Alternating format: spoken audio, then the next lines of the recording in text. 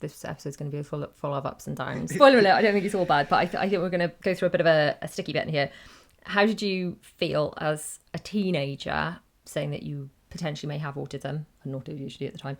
And what were your thoughts on that at the time? Do you remember? Well, to put it very simply, I wasn't awfully happy, but... Deciding whether or not to get your child assessed for autism, even if teachers, healthcare professionals have suggested it's a good idea, can still feel like quite a big decision for a parent. And if the child in question is actually a teenager or a young adult, the decision can feel even more tricky. In today's episode of the Real Talk with Ree podcast, I am having a chat with our eldest baby. I say baby, 20-year-old and 6'1", quite a bit taller than me, but still my baby. All four of my children will always be my babies. But hopefully this chat will help to shed some light on the pros and cons of getting an autism assessment a little later on than my other three were. My other three children were all 5 and under when they were assessed. And I have lots of episodes where I discuss all of that and how that went. But this experience was totally different over age 5, where we live at least. Children go through the education system instead of school. So the system was very different. It was a lot more drawn out. It was a lot more clunky. But ultimately, I want to share from his perspective, was it the right thing to do? Before we bring him in, if you're new around here, my name's Rhiannon Morgan. Everyone calls me Ree. Welcome to the Real Talk with Ree podcast. Now let's dive into the chat. And this is my biggest baby, who you can't tell sitting down, but is nearly a foot taller than me. But yeah, it's still my baby. Would you care to introduce yourself to the good people of the interwebs? Hello, I'm Dylan. For the people that are listening, just on the audio version, he's waving as well. And there is an audio and video version of this. Yeah, hello, I'm waving. Hello. Well, I was waving. Anyway, thank you for agreeing to come and have a chat today. I just felt I needed to have some real talk with Ree. Don't make fun of me. You didn't know the name of my podcast. It's a good name. It was, well, to be honest, it was a done is better than best. It was a case of if I don't think of a good name now, I could spend ages procrastinating starting it. So it's like, do you know what, that'll do? That will do.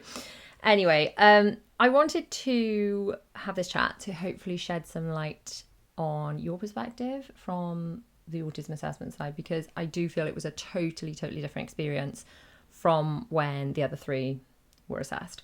So perhaps we could start at the very good beginning, a very good place to start, as Maria from Sound of Music says.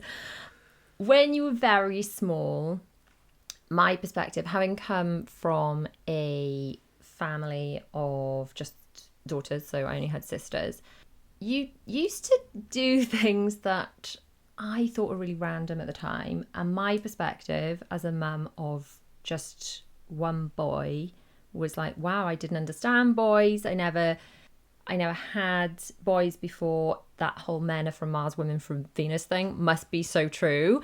And wow, yeah, that was my perspective. Like, I adore you, but I don't understand you. That was kind of like, you did like the random things you would do. I just was like, oh, so that's boys then. Would you say you noticed anything back then, or perhaps now looking back, like any autism traits that kind of stuck out? It depends how young you want to go. I'm not sure. Yeah, well, interaction with other people and, social situations and school and things. See, from my point of view, your communication was absolutely next level, and you just behaved like a little adult, and you were really excellent with other adults. And obviously, like, the little ones have each other and they're all very similar ages, but you were 7.5 when I was born, so all my friends would be like, wow, like Dylan's so good with other adults. But I think you struggled more with kids, interacting with kids your own age. That's kind of my takeaway from it. I still do. You still do. Oh, baby. You still do. But yeah, but obviously looking back and like knowing what I know now, the fact that you were more comfortable with adults than kids your own age is just one of the many kind of signs, perhaps, that at the time I didn't really understand. And I know there was a stage where like reading with you was something I was worried about, because you were like, the cat's out on the, I don't want to. And then one day you went from, I hate reading, I never want to read anything, to reading Harry Potter, and there was just no in between. It was like a overnight transition. But during that time, I can remember getting the school to assess you for dyslexia. It's like, he must be dyslexic, this must be why he hates reading. And I remember the assessor at the time saying that you had receptive language difficulties, to which I didn't know what that meant at all. No idea. You were probably 6. I totally poo-pooed that. I said that's utter nonsense because your spoken language was excellent. You know, you spoke like a little adult. What he was trying to say to me was, we're seeing autism traits here. I didn't hear that. It wasn't explained to me well. So I do feel quite guilty that I didn't go with that. And I kind of didn't say, hey, what does that mean? Kindly explain that more to me. I don't really agree with you because I don't fully understand. And then perhaps that conversation would have gone on and perhaps we would have had the autism assessment sooner. So I do feel really guilty about that. But equally, I guess you don't know what you don't know. So anyway, when do you remember first knowing what autism was? I think that would have been as you were discovering Will might have had it. So. Yeah. So Will was 3-ish, so you would have been about 10-ish? 10 Yeah. a bit? 10 a bit. And what did you understand that it was at the time? I don't think I did understand what it was at the time. I think it took a lot of understanding, you know, through watching and hearing and listening and kind of seeing firsthand. And I think my way of explaining it has been tweaked and hopefully improved a lot over the years. I now say to all of you, some people struggle with some things, some people struggle with other things. Autism just explains a specific set of struggles that you might have. And obviously everyone with autism is different, so everyone has slightly different struggles. Like you and Zara are a bit more bothered now by the sensory stuff than William and Bella, but it's like an umbrella of things you might struggle with. And some people might be just painfully shy, but there's no actual diagnosis for that. And some people are bad at maths, and some people, it's just everyone's slightly different, and this is your particular set of struggle. That's how I explain it to them now. Would you say that's just a way of describing really describing how your brain works? So on to a bit of a tough bit now. When there were perhaps signs that you may have had autism, and I actually thought you had ADHD, not autism, and I was in talks with the school, and the school were quite adamant it was not ADHD. They didn't see any signs of ADHD, which actually we'll get to, but we know more about that now. The school saw no signs of ADHD at all, but they did see autism, which bizarrely really surprised me because you were just so different when you were little to Will, I guess, and that was kind of my benchmark. But then equally the girls were different to Will, and I would never have got the girls assessed if I hadn't learned so much about Will, and perhaps I wouldn't have pushed, you know. So really we have Will to thank. Well, just for educating me. Yeah, basically. If he had, because I think when we look back at you all as toddlers, he was, although I wouldn't say that's necessarily the case now, if I think of Will as a 3-year-old, he was the most obvious with exhibiting signs at that age, whereas the rest of you, I think if I hadn't had Will, I never, just wouldn't have even crossed my mind. Obviously now he's absolutely nothing like that at all, and I just think he's a poster child for early intervention. He's absolutely thriving, but he definitely had the most challenges at that younger age, which I think he'll agree with. So how did you feel? This is perhaps, you know, please do keep watching to the end, because I think this episode is going to be full of ups and downs, and it's not all bad. I think if we get spoiler alert, I don't think it's all bad, but I think we're going to go through a bit of a sticky bit in here. How did you feel as a teenager, saying that you potentially may have autism and not ADHD at the time, and what were your thoughts on that at the time? Do you remember? Well, to put it very simply, I wasn't awfully happy about it. No. Well, mostly because I think I knew deep down it might have been right. Right. Because looking back, I did used to struggle quite a lot with communicating and understanding, although I came across as if I maybe knew what I was talking about. I think a lot of the time I was just kind of reciting what I'd heard and kind of acting on Scripted speech. very much, whereas there'd be conversations or whatever, and I'd really struggle to understand where they're going or what they mean, or, you know, how I can appear in certain ways and emotion wise, and, you know, see, I'm struggling with communicating now. You're doing wonderfully. I did used to worry about you as a teenager. I did feel like you were incredibly easily led, sort of. You know, when you say to kids, well, would so-and-so stick their finger in the fire, would you? Or if so-and-so jumped off a cliff, would you? I mean, I was worried you would. That was one of my big concerns. I think you were, and not necessarily that's sort of tied to autism, although, or was it just trying to fit in, the people pleasing? I don't know. Potentially, yeah. I think I've always tried to be as much of a people pleaser as possible. Oh no, I'm a people pleaser. I hope I didn't do that to you. No, well, these days not so much, because and we'll get onto that later, obviously. But I think especially the early days of discovering that I may and discovering that I did was a lot of, oh no, all these things that I'm worried about and these things that I struggle with are about to be confirmed true. I think you were quite enjoying being blinkered and like la la la la la la la. I was quite oblivious to a lot of things. Yeah, and I was put in a very difficult position in that it was something you were really not keen to do. You were not keen to do this assessment, but I felt that I was stuck in that kind of crossroads where lots of parenting decisions sort of fall in this kind of category, where it's like doing what's best for you versus being your friend in that moment and doing what you want. It's like, I want to keep you happy, but I also need to see the big picture and do what's best for you as your mother. And spoiler alert, I'm not upset that she did that. Yeah, not anymore. In fact, I'm actually very happy that she did that. Yeah, not anymore. At the time, you were so not happy with me, and I felt awful because I was like, am I doing the right thing? But then equally, I felt that if I'd let that go because you're like, I'm a teenager and I don't wanna. Yeah.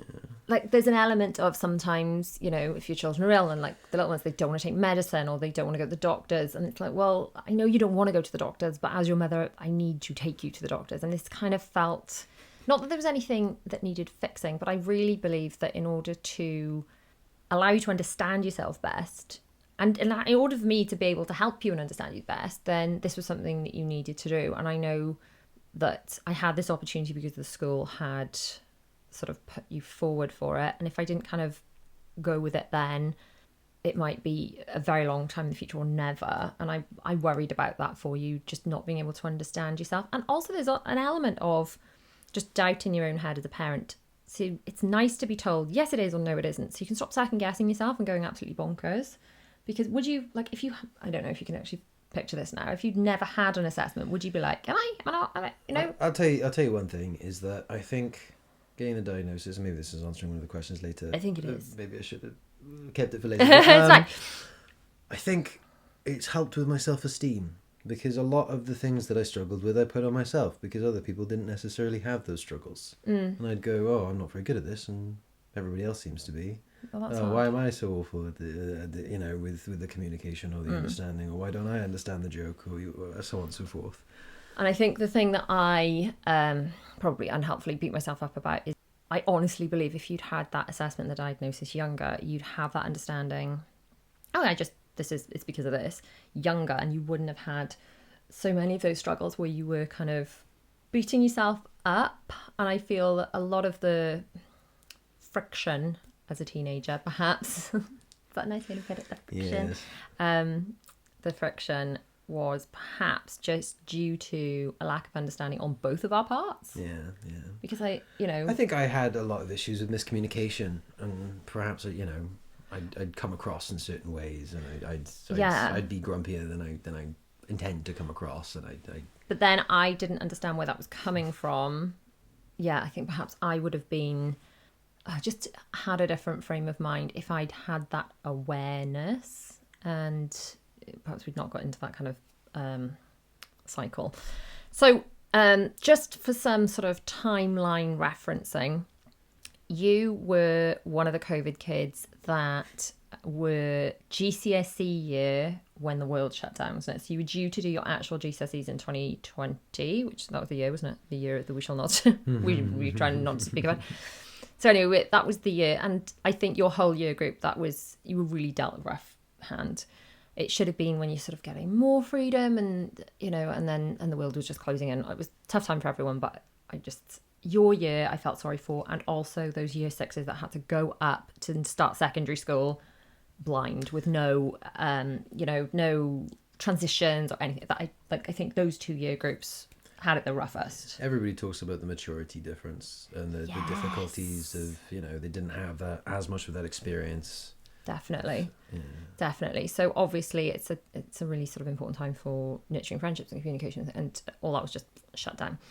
So your assessment, and I don't know if this is how they still do it, but there was an assessment that I guess was parallel to the kind of questionnaire assessments that I'd done face-to-face in a clinic setting about the little ones. But I had done those answer those questions without the other children present. Now, the biggest difference of the whole kind of assessment thing is where we live, at least at the time of these assessments, I don't even know if it's changed now, but any children under 5 were falling under the health visitor. They went from the health visitor through the NHS and through that system.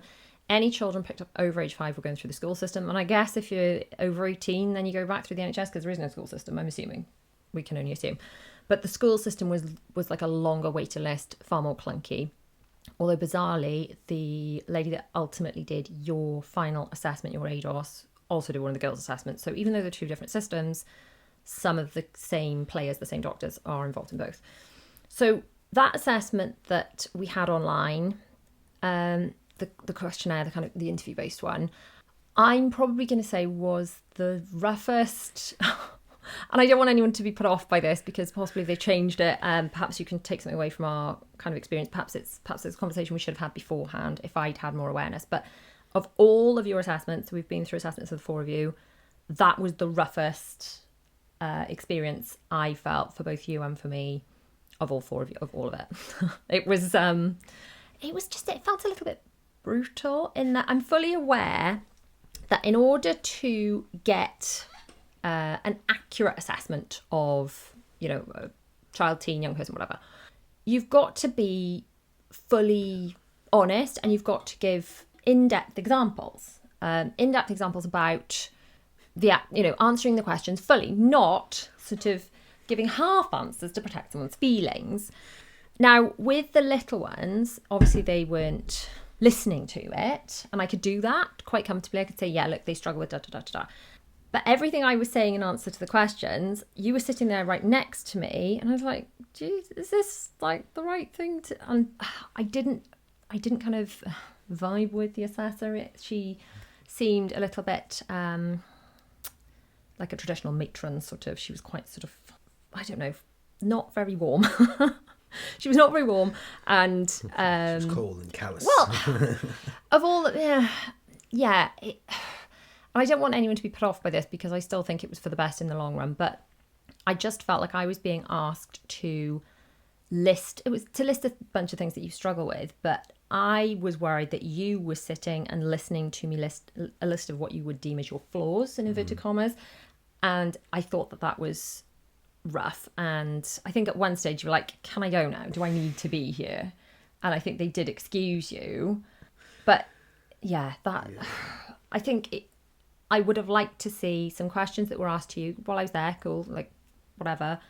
But I don't know why you had to be there. And it's very awkward because it's like you're of an age where you were entitled to be there. But I think you should have had the option to opt out sooner. Would you agree with that? Yeah, probably should have been mentioned to me, especially as someone who was being tested to see if they've got autism. Yeah. You might have autism, so you can sit down and listen to all these things that's going to stress you out, or you can leave. Is probably the thing I should have been told. Yeah, so I don't know if that's a system thing or the way it was dealt with us, or whether it was because it was a COVID thing, because it was done through some funny portal thing we had to log into, which is in itself quite impersonal and yucky. And then, of course, there was the actual ADOS, which I have talked about in other videos, the ADOS assessment, which is the sort of the in-person way of formally diagnosing autism. So all the other sort of assessments lead up to that and feed into it and give information, but it's that ADOS assessment that ultimately gives the outcome. Now, your ADOS, again, was during COVID, which was very different to the others. So the others, I went into the building with them, they went into another room, and they very much sort of played with toys. They did a module 3, which I believe is the one you did, actually. But it was very much sort of playing with toys, and then there was a car under a blanket, and they'd lift it up, and they'd see if the child reacted, and then they'd show them a picture, and then they asked them to play with the doll and act out a sink and all sorts of random things. And I got to watch this through a one-way glass. Now, I wasn't allowed in the building at all for yours, so Daddy ended up taking you because I think one of the others had some sort of assessment on the same day. It was like really bad timing, but we didn't want to reshuffle it because the waiting list is so long. can you tell us what you remember from that? Did you have to wear masks? I did have to wear a mask, I think. But it was around that time, wasn't it? It was still during weird times. That's why Daddy wasn't even allowed in the building, was he? Like, he had to sit in the car. It was attached to a medical centre. Yeah. So I imagine it would have been. I remember I went in, and it was different to what you've described with the others. It was kind of showing me pictures and books and things. And can you describe this? And kind of looking into kind of. I actually felt a bit cheated, to be honest, because there were times. Yeah, because have I told you about this? I'm not sure. They sat down. The first thing she said, I'm sat with this woman. She goes, "This is a very informal. Okay, you don't have to worry about what you say. You don't have to worry. Just tell me the truth." And I'm thinking, okay, this is a doctor, and with a doctor, you tell them everything because they need to know everything.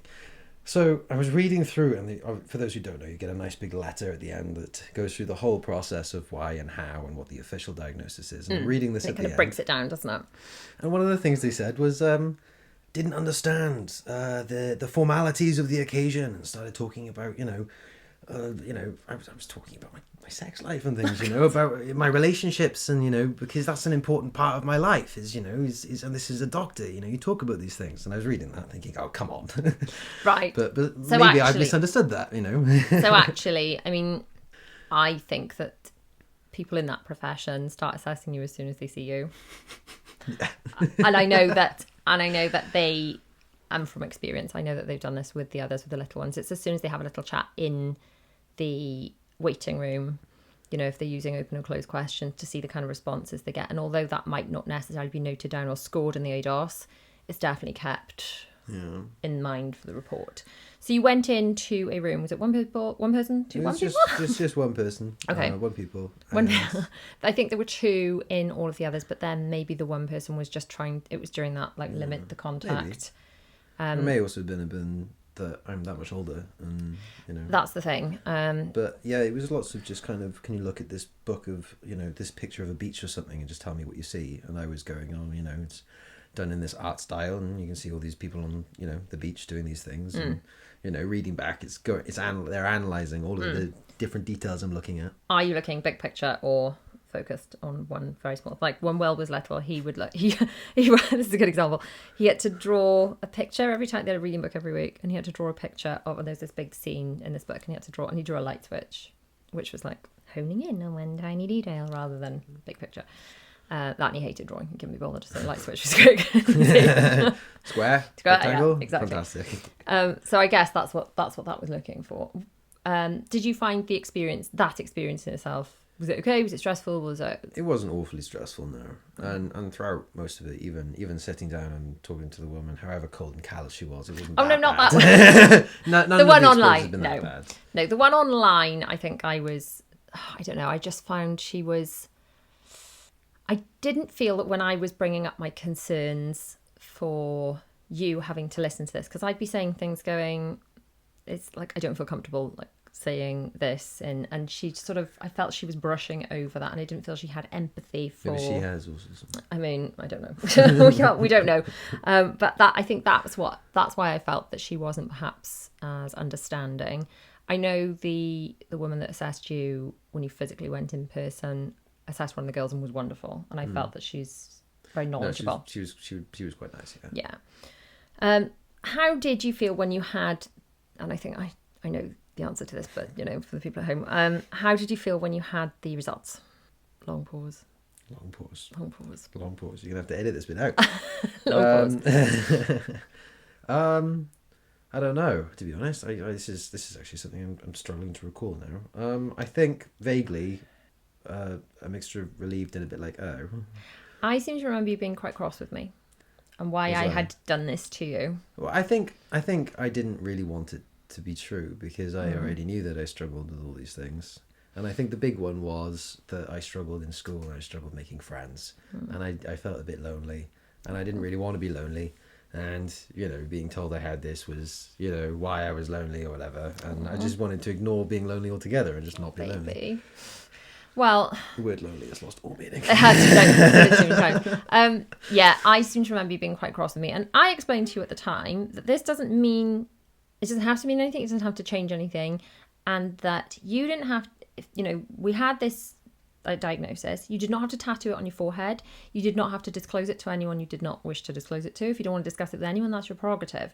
But it's there for you to understand and to refer to as and when you needed to. Because I think the reason I wanted you to get assessed when we had the opportunity to put you forward was I knew then, once we had the answer, you're then sort of further along. If you decided not to get assessed and then you felt like, oh, actually, maybe I want to, you're years and years behind.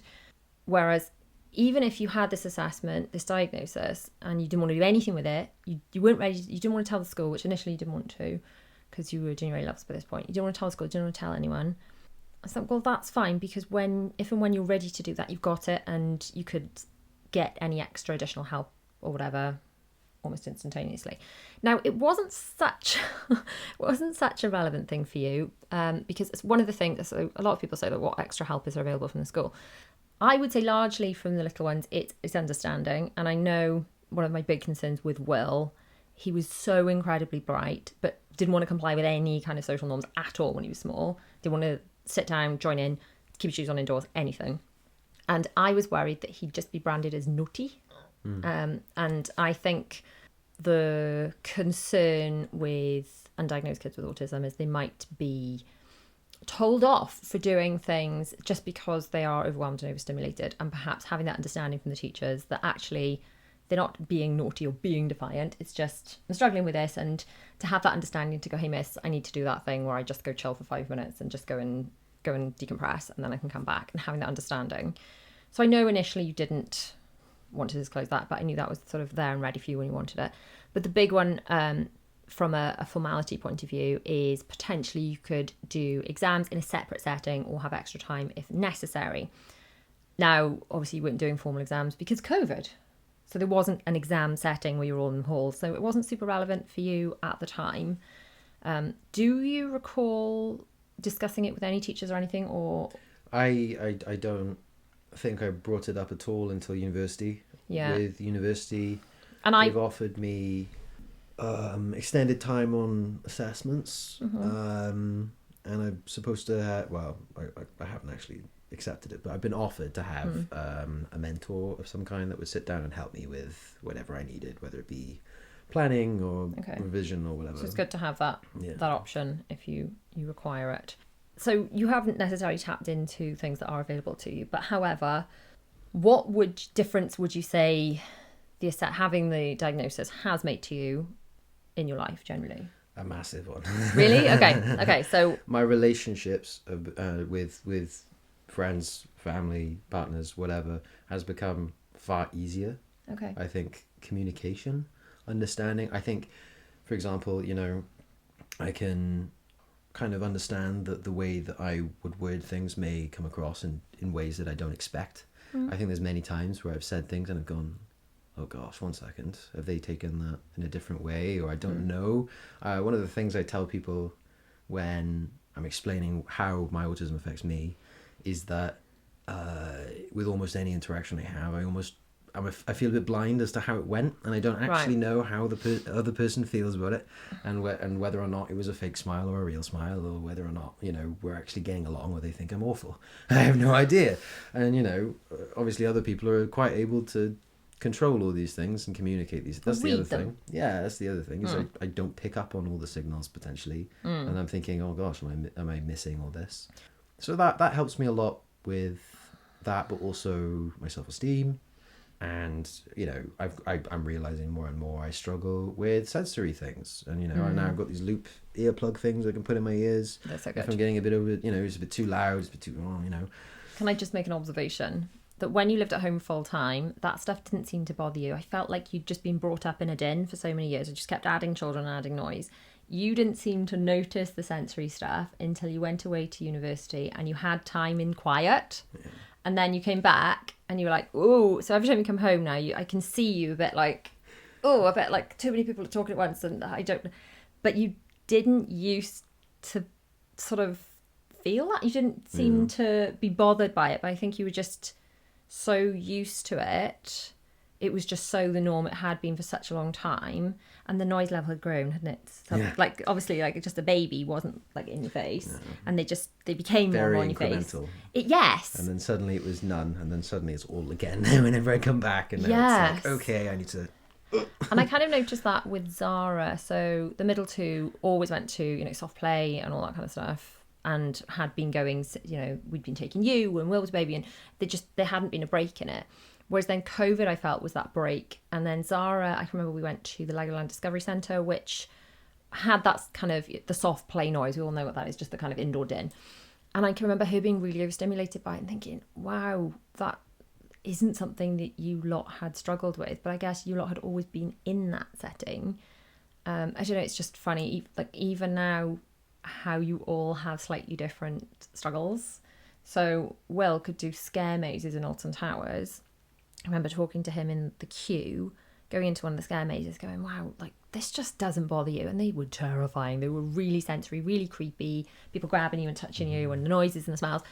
I said, but Will, if if we're running late to get into a theme park, he replied, the world is ending. So he's very self-aware that, like, if things are not running to schedule, if his routine's disrupted, he doesn't like it. But the sensory stuff doesn't seem to bother him like it bothers the girls. Well, there's a big one for me as well, and is kind of dealing with my anxiety around different subjects. Like I really struggle if I'm going to meet someone I don't know, or if I'm going to a place I don't know what it looks like.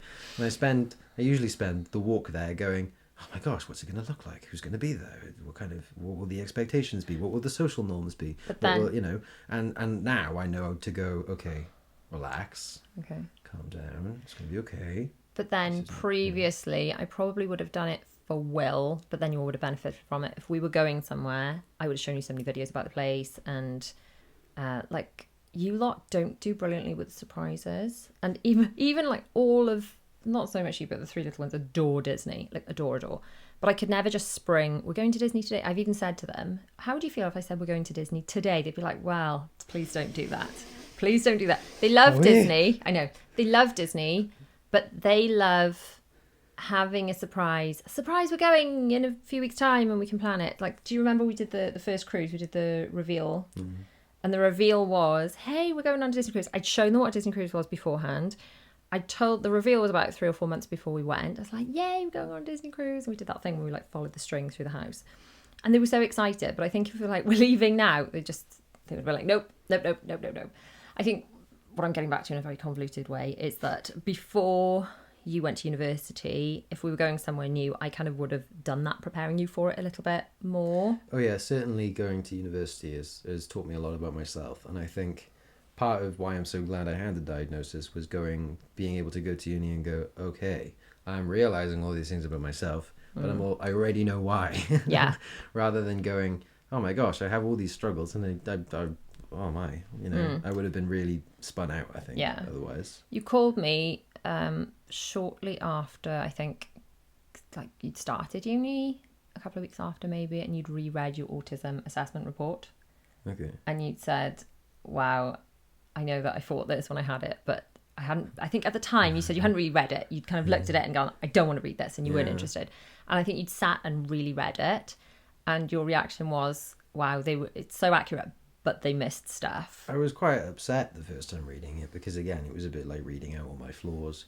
But you can't receive help or work on your own flaws until you know what they are. Yeah, and they're not. I don't they're know not flaws. They're struggles. Yeah. And I think this is why, like, everyone is going to struggle in life with something. Everyone, with jobs, with relationships, but generally, when you have children, you don't know what those things are going to be, so you're blind to it, and that ignorance is bliss. When your child has a diagnosis of something, you're given a list of those things they're going to struggle with. And as your mother, I just want to wrap you up in cotton wool, and I don't want anyone to be mean to you ever. And I want your life to be perfect and for you to never struggle with anything ever. So even for me as your mother, to be given a list of things that I know you're going to struggle with at the time, I think that's why lots of parents have that kind of not grieving, it's the wrong word, but difficulty in accepting period. It's been such a fight to get there. And then I can remember Daddy saying to me after, I don't remember, it was probably all of you, why are you crying? I thought this is what you wanted. It's like, well, it's not what I wanted. I wanted an answer. I wanted to get this far, and there were so many times, so many hurdles that, you know, we may not have got this far.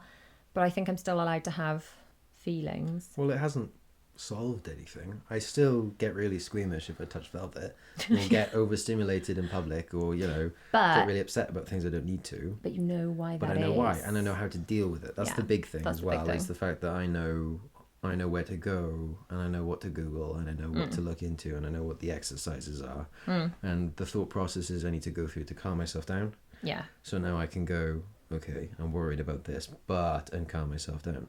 Definitely. But instead it would just be, I'm really worried about this, and now I'm going to worry more. Absolutely. So 2 things I would like to kind of touch on. First of all, the ADHD thing. Having been diagnosed with ADHD myself earlier this year, or last year, I guess, by the time you're watching / listening to this, I no longer agree that you don't have ADHD. I think I may be with you on that one. And you've got friends with ADHD that, and you said this before me, actually, didn't you? Before I was diagnosed. One of my best mates' mother pretty much diagnoses people with ADHD, and I'd been over her house a bunch, and she'd gone, "Yes, it's almost definitely." And their whole family. Their whole family, yeah. So obviously you haven't had a formal assessment for that. And there is an argument to be like, oh, well, if you've got an assessment for one thing, why do you need the other? You can still access help. But I personally actually think it's really important to understand your own mind. So that might be something worth looking at / pursuing. There may be, you know, medication I can take to help me focus more. Yeah, and that is the difference between autism and ADHD. There is actual medication you can take for ADHD and not for autism. It's just, I mean, strategies for both, but, you know, there is an option of that.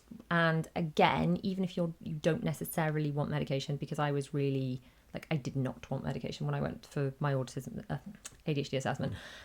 Incidentally, they did, through the process, I did ask, is there any possibility I've got autism? Interestingly, they said no. They're like, no, we're looking at ADHD with you. And in fact, it was only the school that wouldn't refer to you. You've not seen anyone about ADHD. It's just the school that wouldn't even start the process with you with ADHD, wasn't it?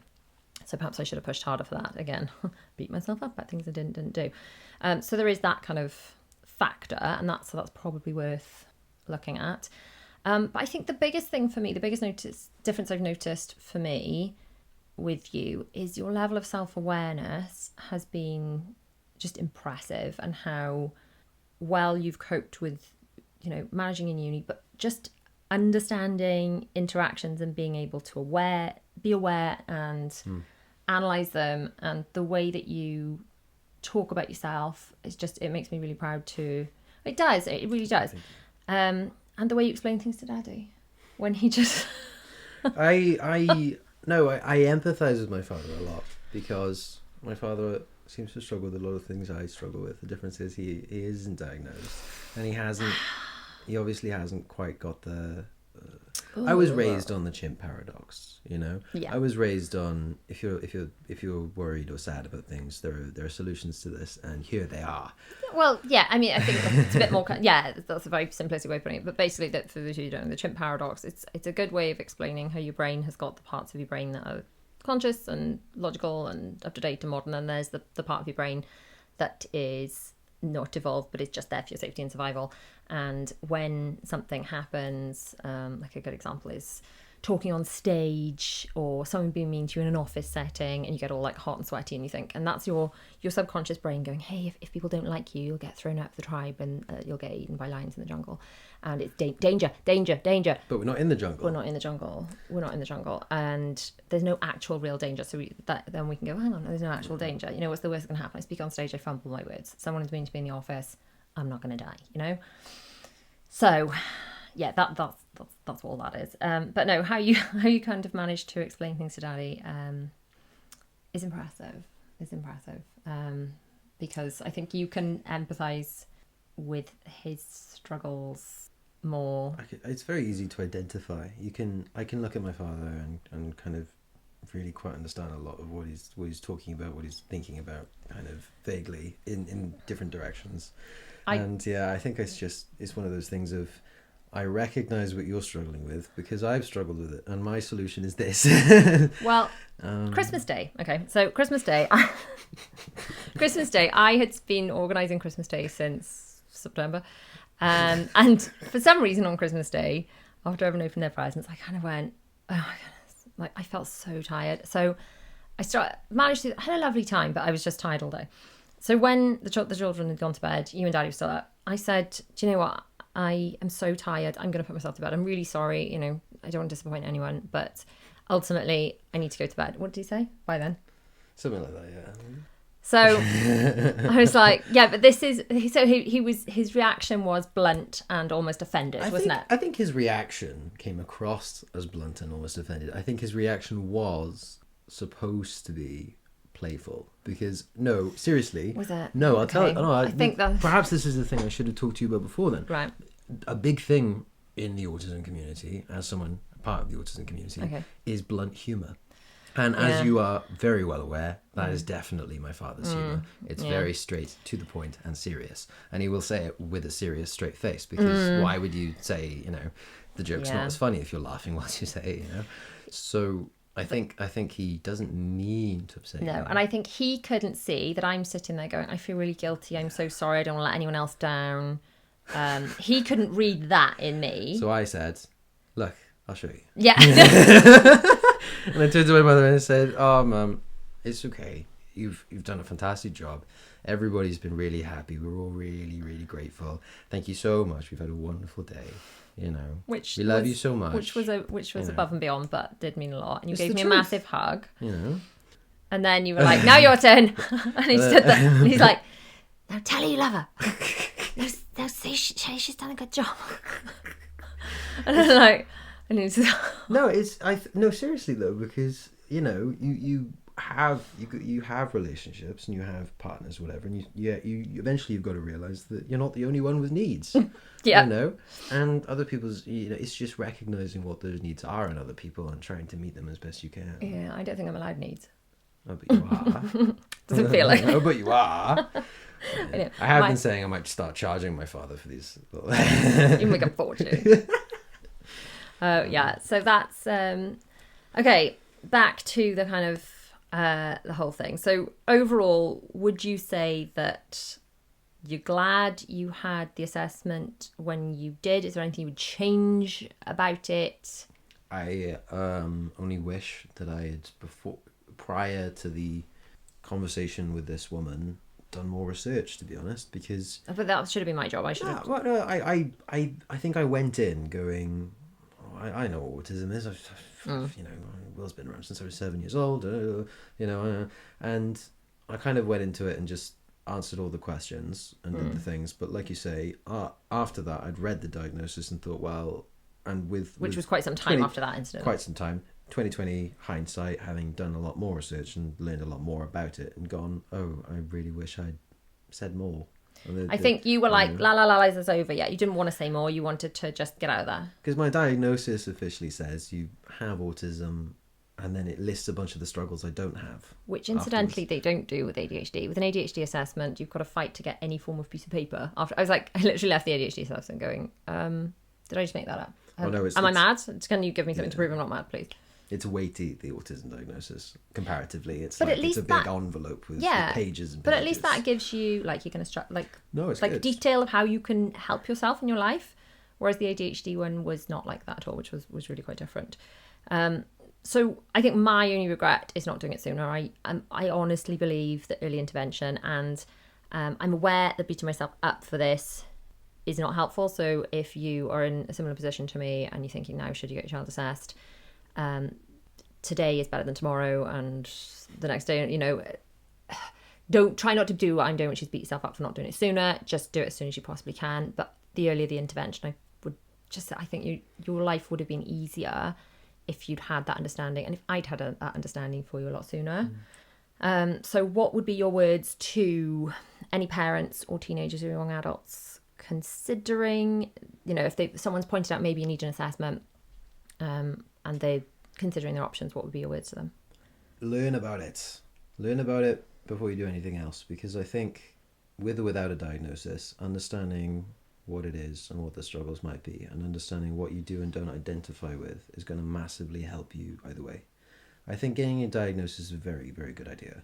And for those wondering what the diagnosis looks like, it is a booklet. It's a case study on you, on what they've figured out about you, how they figured it out about you, and what their conclusions they've drawn from that are, and what your struggles are. But my personal opinion on this is actually any information we get about ourselves is like a cheat sheet. So like if you can find out there's tests you can do which type of learner you are. So if some people learn better by reading or by writing or by listening or by speaking, then that's like hacking your own body. It's hacking your own productivity. And I actually think that's helpful, not just in an autism sense, but in anything at all that we can learn about ourselves. Like love languages, all of it. The more we can learn about ourselves, the easier our lives are going to be.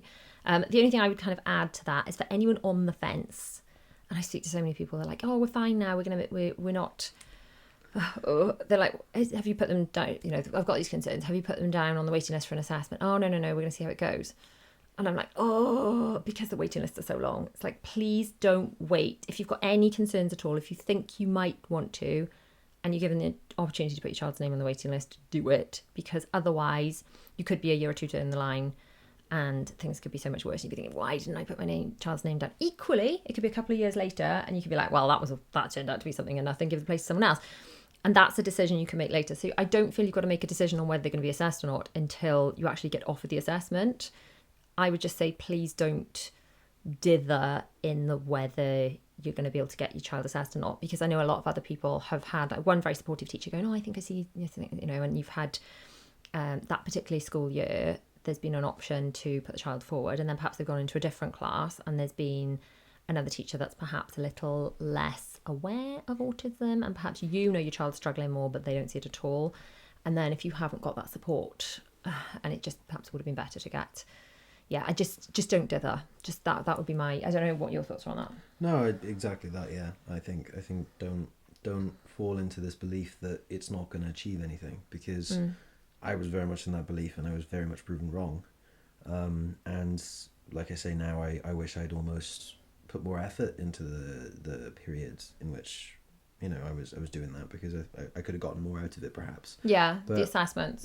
What I did get out of it was fantastic. Okay. And I think it's really helped me in my development. Oh, baby. Well, I'm just thrilled that you are not cross with me anymore, and that I feel like because it was a very difficult thing at the time, because you were very resistant to it, and I was just like, oh, what do I do versus keeping you happy in the moment today.